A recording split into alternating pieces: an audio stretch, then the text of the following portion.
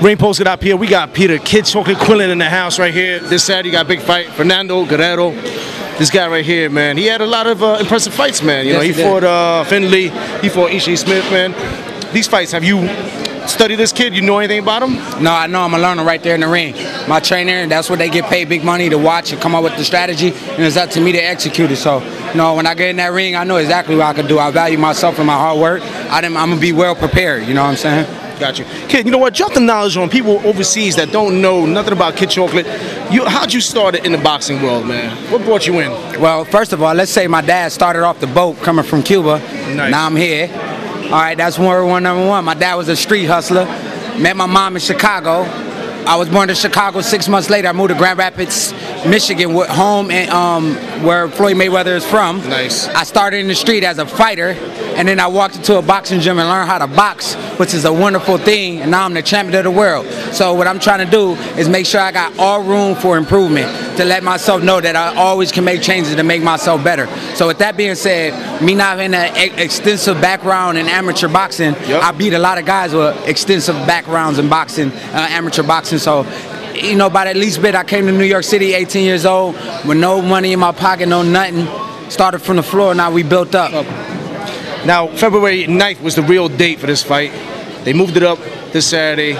How was your training camp going? Who'd you spar with? Where'd you train out of and everything? Well, I hired my own sparring partners. I went through numerous ones before this camp started, and then we rehired some of them, brought new people in, different faces. Nice. You know, a lot of different guys, you know, that I seen Chavez getting used for work, for the Sergio Martinez. I kept them there. It's hard to find sparring sometimes because I go through them, you know what I mean? But at the guys at the top level, I didn't spar Gennady Golovkin, I didn't spar Matthew Macklin. Yeah, I sparred them kids. And, you know, for the most part, I just know that, you know, while you preparing, it's okay to have that be seen and known as the class work, to make the mistakes, to get better. So one night of boxing, I'm going to look like Superman. That's what we prepare. So this Saturday, I'm working hard. I worked hard to be looking like Superman. I know you're concentrating big time for this Saturday, big fight. Now, Saturday's over. Who's on your radar? Who'd you want to step in there with? Well, I'm going to get my new apartment. I'm moving back to Brooklyn, not too far from here. So I'm going to get that all together, and I'm going to kind of make myself around what I'm trying to get, you know, prepared before I go back to another camp. You know, they usually call me up and be like, yeah, kid, you're going to fight this guy. I say, okay, how much? I'm like, oh, what's the risk behind that fight? Is it worth the money? Nah. All right, so I don't want that fight. Call me when y'all got another fight. Boom. You know what I'm saying? And then what they saying is, what's the best shape a fighter can be in, kid? When you out of training camp, what do? I stay in shape all the time. That's the best shape you could be in, is always in shape. So I stay focused and ready and fit every time for me to be able to go in camp in shape, just to work on the things that I need to work on to win victories and win them big. 24/7, live, eat, shit, boxing. That's what it is all about. Yes, man. That's like, we don't get paid for overtime. So, you know, I just dedicate myself. This is my life. For me, boxing is not a job that I do. Boxing is a lifestyle that I must live in and out the ring. A couple last words for your fans worldwide.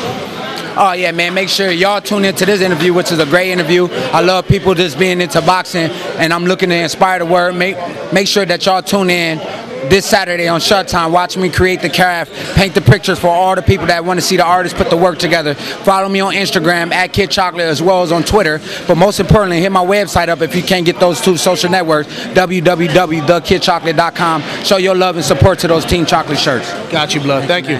Pleasure.